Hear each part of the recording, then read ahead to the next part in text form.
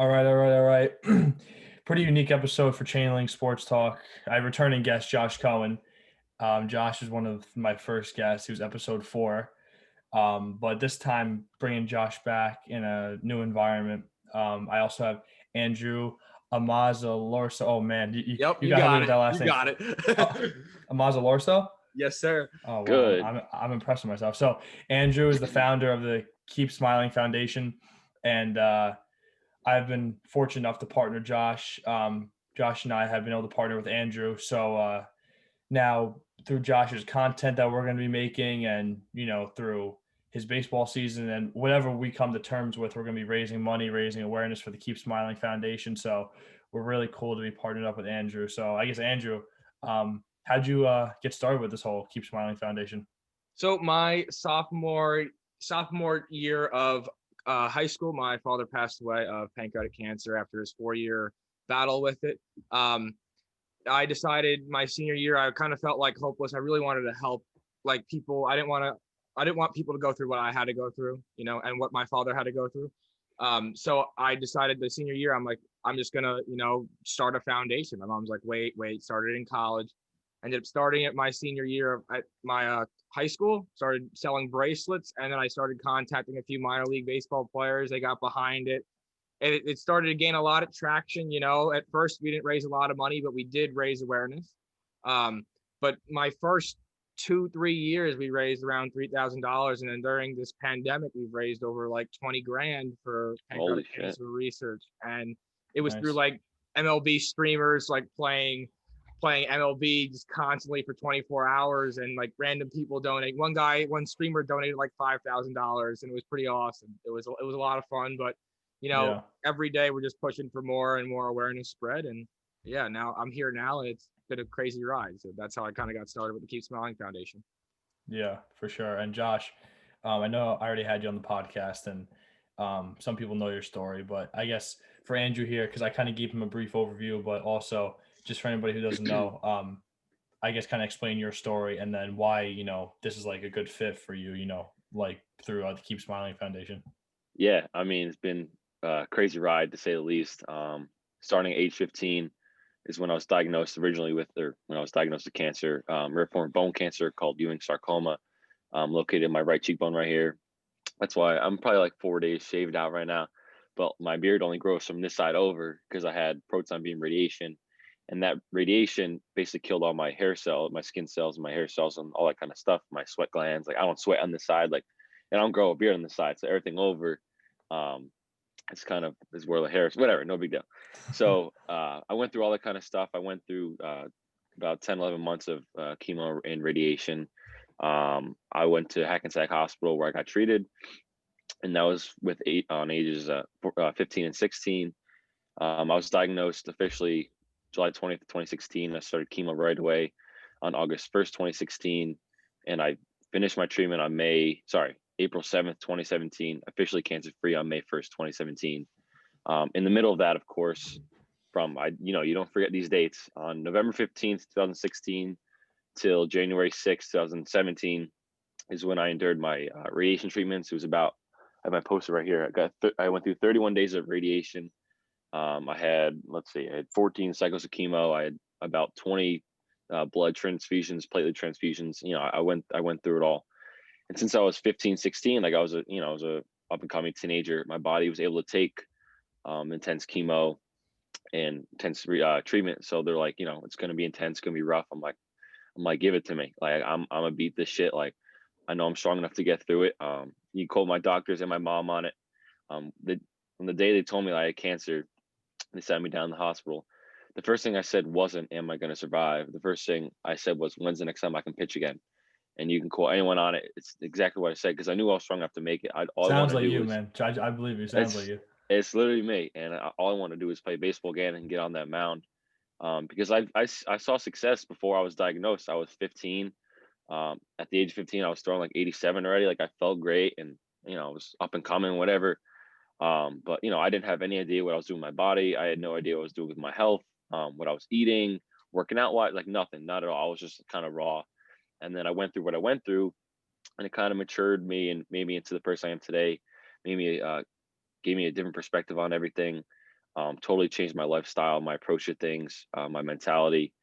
And, I can go on and on about my story. If there's any more questions you want to ask about my story, I'm glad to answer them. But, I want to partner with Andrew so bad because, I've been following his foundation for, I think, like years now. And he's followed me back too. And I know, like, I didn't have pancreatic cancer. I had rare form bone cancer, but, it all falls in essentially the same category. And I love helping people. I love help people who are going through a struggle, and I've helped kids on the side too as well that had my type of cancer or just had cancer in general. Shout out to my boy Charlie Landers. He lives in Freckling Lakes. He just beat cancer a few months back. He had the same Awesome. type I did, but it was in his hip. Um, Shout out Jake Rudd. He started treatment right before he went to Wayne Valley. He started treatment right before me, and then he's had bunch of surgery and stuff like that to go along with his journey, but he's made it out. He's cancer free, thank God. I love helping people, and I've seen what Andrew does. He shouts out all these people. Everyone's here to support him, and I'm all along with that. I'm all on the journey, and I want to do it with him. So I think we can make something special with it. Definitely can't wait to get this thing going. It's gonna be a lot of fun, Josh. Hell yeah. Yeah, no doubt. And like when I started Elevate Media, not that, it's been around forever, but like I wanted to be around guys like Josh. Like I consider Josh a friend. But like I haven't known him, for years like some of the other Nah, guys. that's my brother, man. That's my brother, man. Okay, hey, listen, we're getting close. Hey, listen, I love Josh. I have the highest amount of respect for Josh, and he was one of the guys that I know would be perfect for what I wanted to do in terms of growing people's names and helping them. And once he mentioned your foundation, and I did a little bit of research on it, I saw, I was like, this is perfect. This is absolutely perfect. And yeah, I'm very excited to get this going. For all three of us, I think it'll be very beneficial. But yeah, so I'm all on board too. Oh yeah, and we already got 2 more guys that want to do it. So yeah, Got to build the squad. Got to build. That's right. Yeah, That's no right. doubt. So I guess I want to share a Josh story too. This isn't probably like an insane Josh story that most other people have, but I remember one of the first times I walked into the gym where me and Josh work out at. One of our buddies, Rich, was just showing me around or whatever, and he's like, this is where this is and whatever. And like Josh was like pushing a sled or he was doing some like med ball stuff, and my friend Rich goes, "Yo, like that's Josh, like that's the kid who beat cancer." I'm like, "Oh," I was like, "Oh, really?" That's it. And Rich is like, "Yeah, dude, like he's like he looked nothing like what he looked like now." Oh my. Like, and he goes like all the shit that happened when he had cancer, and like obviously like he wasn't like in playing shape obviously, but like he's like he turned all that into like muscle, and he's worked hard. And I remember walking past him and like I was thinking about like going up to him and like introducing myself, but he had this like determined face. I was like, "Oh, I'm not messing with this fucker." Yeah. He was like he's gonna punch me in the face if I bother him during his workout. But I could see the determination in his eyes, and that's that's the kind of guy that Josh is. But that was definitely my first Niko. impression of Josh. Hey, It was appreciate that. yeah, no problem, man. When I'm in that zone, you can't interrupt that. I know. It's the only way. Like stuff like this will like change your work ethic. It'll make you get a new appreciation for life, and you just end up turning that into motivation it'll turn into motivation, and it'll drive you towards your goal. And Exactly. you're gonna tear it up, man. Keep tearing it up. Thank you. I appreciate it. It's like taking nothing for granted. Everything I do, everything I put into my everyday routine, whether that's throwing, lifting, eating, diet, all that kind of stuff. Like I'm either tracking it, I'm making sure I'm doing the right thing, because I want to make sure I'm doing everything I can possible in a positive way that can help me in my future goals and to elongate, my profession, which is playing baseball, which is what I want to do in the future, obviously. So I don't want anything to stop me. I don't think anything is going to stop me, and I want to live with no regrets. I just want to, keep pushing until I can no more. But I feel like I'm in a really great state of mind, especially I'm 3 years, 7 months cancer free right now. So I'm still working on my way back. They say you're not officially cleared until 5 years later. So I'm not even 100% yet, which is, pretty crazy. But that's just my story, and I'm just gonna keep working. Niko, that story's crazy. That's the first time I heard it. Yeah, no, it's not like a groundbreaking story that the guys are there with you through your journey, but that was definitely my first impression of you. Yeah, But, no, that's funny, bro. Yeah, But before I get back to you, Josh, Andrew, I'm just curious, like, what kind of guys have you worked with in terms of like professional guys? Professional guys, I'll start you out like the New York Mets because I know you run a New York Mets podcast. I got Hey, Pete Alonso, Daniel Zamora, Jeff McNeil, Brandon Nimmo, Nice. Drake Gagnon, Drew Smith, Yeah. Peterson, the whole likes, Robinson Cano, sad to see him go, yeah. that's his own fault, but Whatever. Move on.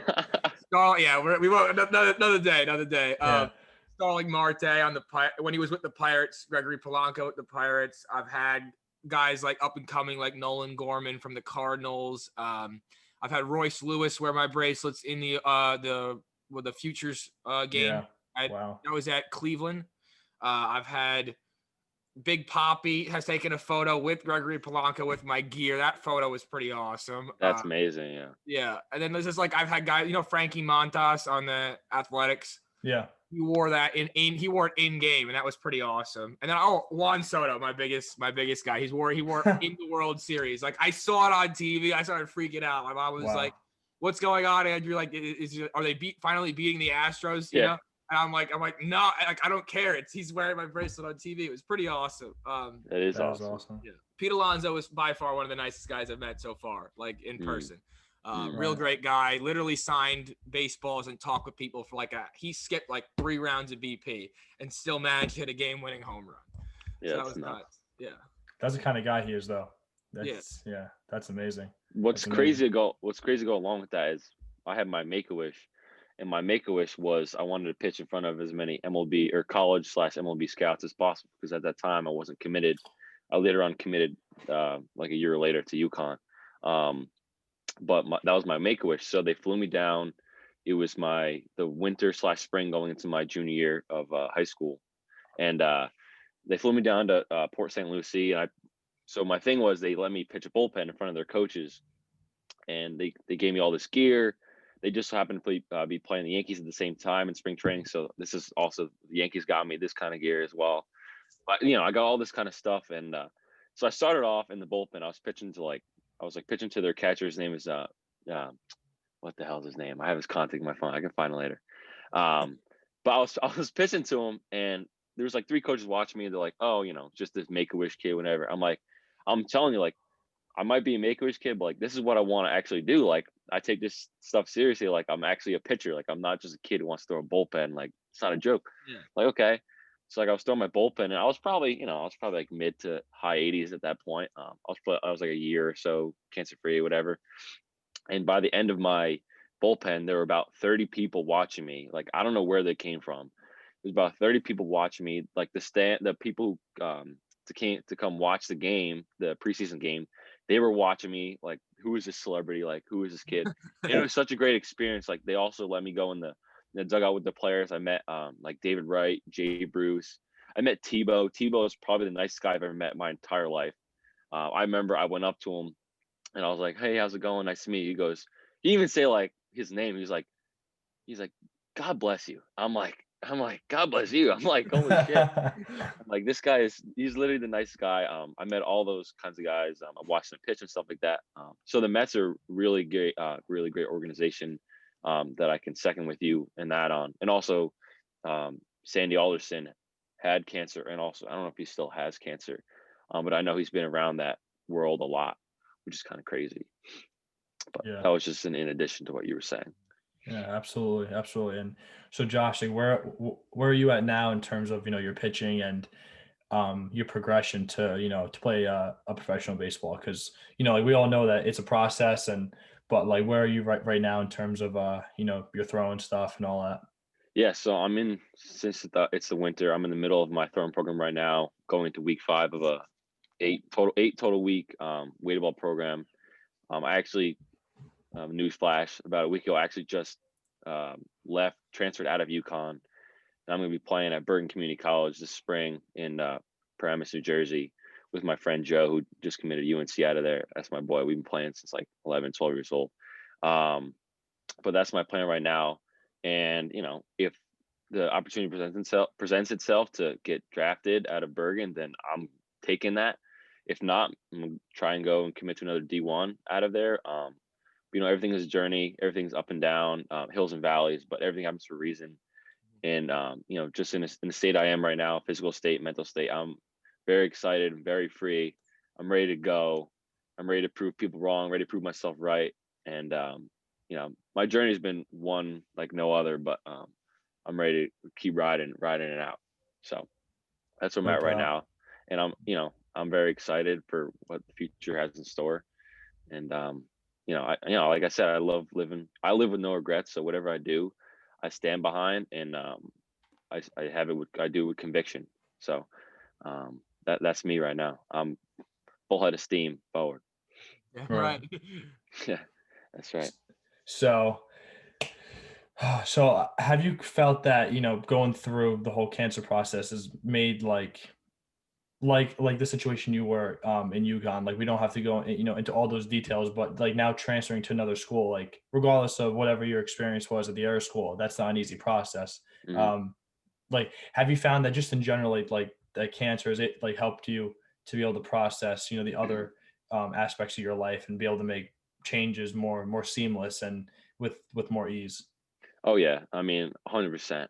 It's really got my mental to a state of maturity, and realize that some things are business, some things I that's my motto I stand by is everything happens for a reason. But I a little side note, I took a mental age test right after I was declared cancer free on May 1st, 2017. I took a mental age test, and I was 16 at the time, and the mental age test said I was 54, or it was like 56, and Old I'm like soul. I know, Jesus but I was like, Christ, Josh. but that's what I for those 10, 11 months of you know chemotherapy and all that kind of stuff I went through, it really matured me and moved my perspective in a way where I don't think many people were at my age. And no matter what's happened in the past and previous years, it's matured me in a way where I see things from a different viewpoint and standpoint, and I know not everything's going to work out the way you want it to, and not everything's going to be right, not everything's going to be wrong, but you always got to find that middle ground, and just have confidence in yourself, be happy with what situation you're handled and given, because at this moment in time, there's kids in the hospital right now that are struggling and going through the same thing I was going through. You got to put yourself into perspective, where it's like, is my life so bad? Am I really struggling right now? Or let me put myself in someone else's shoes and see what they're going through. So no matter where I'm at right now, I'm just so happy and thankful that I'm not where I was beforehand. That whatever happens, I'm fine with. I'm Right. I'm never satisfied with what I do, but I'm happy in the situation I'm in right now, because I'm not sick. I'm not what I was like 4 years ago. So It Right. really changes you, like, so when you go through all your conditioning and stuff with the colleges that you're at, whatever, it really makes like those really rough days when you're running and stuff, really makes those days feel a lot less yeah, rough than it is, because it's like you've been through worse, and you're just like, if I can get through what I went through, then I can get through this, and it just makes you keep pushing. And exactly. You put into a perspective, and you're like, if I was able to do that, then this is easy. Like this is a we're cakewalk. This is a exactly. cakewalk, and I'll come out on the other end. Yes, I say it to people all the time. If like we line up to do conditioning, I'm like, don't think of it as conditioning. Think of it as something that's going to better yourself. Yep. That's what my mindset is all the time. It's like, no, we're not conditioning to condition. Maybe use this conditioning to actually get better at running your form, or anything like that. But beforehand, I can attest to it that before I had cancer and all that kind of stuff. I used to play basketball before high school, and I remember doing conditioning. It was like seventh, eighth grade, and I hated it. I just like I would wimp out of it. I would like, I just wouldn't go 100%. I just didn't like the idea of it. But now that I'm, after my treatment and everything, I'm like, this is going to help me. It's going to, make me feel better. It's going to get the best out of me. And it's just a totally different perspective. And I just push through. I'm like, this is going to help. This is going to help. And I think that's totally pushed me into the person I am today. Absolutely. Andrew, something that I want to ask you is, have you seen directly the results that, your foundation has been able to help out with cancer patients? Like have you been able to to be with a patient like throughout their process, or like see like the money you've raised, because like obviously what you're doing is helping people, like Yeah. no question about it, but like have like because I think from somebody in your shoes, like it would be really special to see like firsthand, like all the hard work that you're putting in and all the connections you're making, and like have you been able to see that firsthand with people?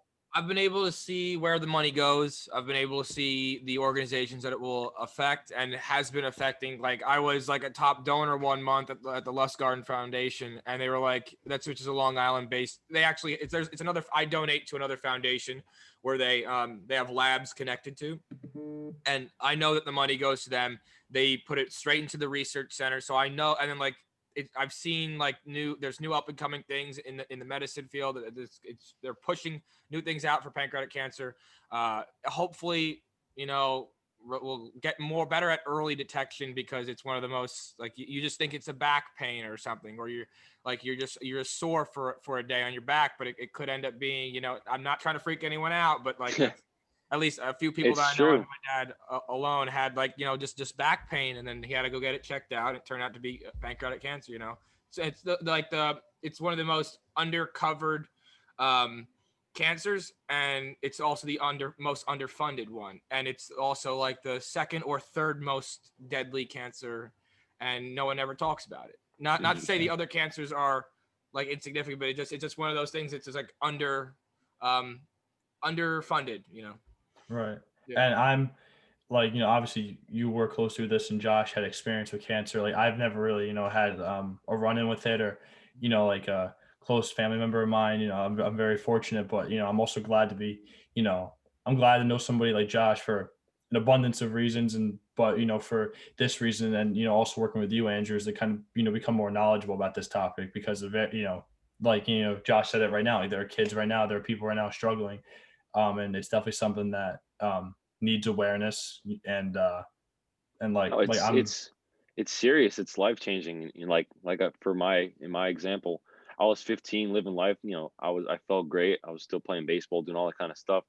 The next day, boom, you're told you have cancer. Like my life flipped on a dime, and Yeah. I was 15. I was immature. Like I don't know what the hell was going on. I didn't know what I was getting into, but it's serious, and people. It's not that they neglect to think about it, but it's real and it's there. And I know it obviously it's very life changing, and can take a toll on yourself, not only yourself but your families and friends. And it is kind of, everyone talks about, raising money for cancer, stuff like that, but specifically like pancreatic cancer, like it is in a sense underappreciated to raise awareness for it, because it's such a deadly type of cancer, which I totally agree with your point, Andrew.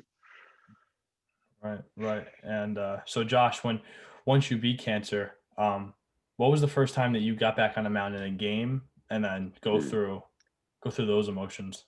Oh, that was crazy. So I was cancer free May 1st, 2017. And obviously, like I said, throughout my whole treatment, all I wanted to do was get back in the mound. So the second I was told I was cancer free, I started cleaning stuff. I was like, I'm gonna get outside. I'm gonna do whatever I can to get back. I started working out again. And mind you, I was still bald, fat. I had everything. I wasn't moving well. My balance was off, everything. But it took me, but thank God I had no restrictions coming out.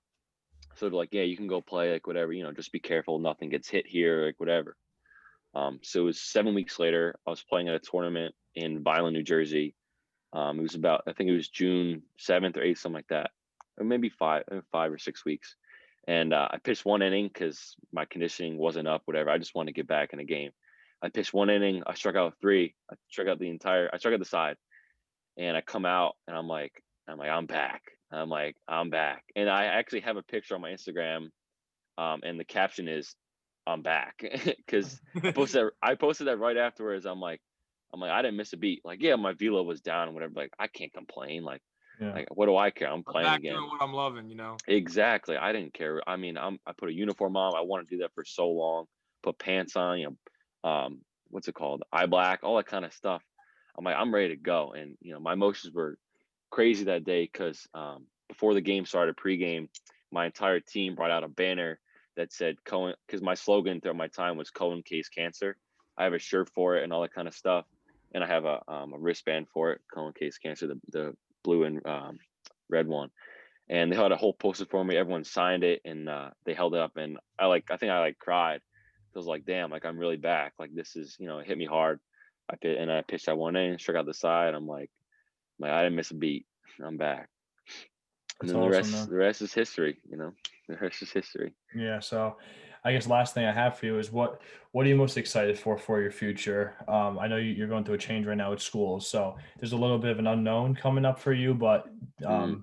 we know a lot of people who are at Bergen, so it'll be a little easier for you to transition there, I'm sure. But what are you most looking forward to at your new school and your journey ahead? I'm looking forward to the opportunity to be myself again, to be free. I feel like I haven't been myself as a pitcher since high school, which I did really well in my senior year.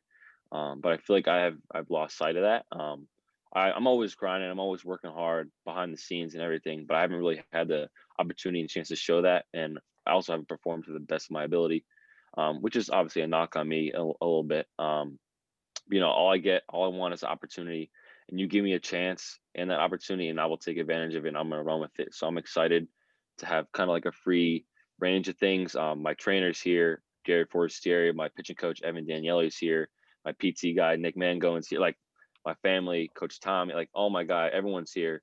So I'm excited to get back to my roots, kind of per se, and just get back to work again, and get back to who I was my senior year. I'm 2 years removed now, but I'm excited, and you know, just to play with my friend Joe again. We played club together, played high school together. So I'm just excited to get back to my old days, and I know I can get back to Absolutely. it. Yeah, no doubt. And Andrew, any final thoughts from you, man? I mean, I know me and Josh are really hyped up for this partnership, but if you have any last thoughts.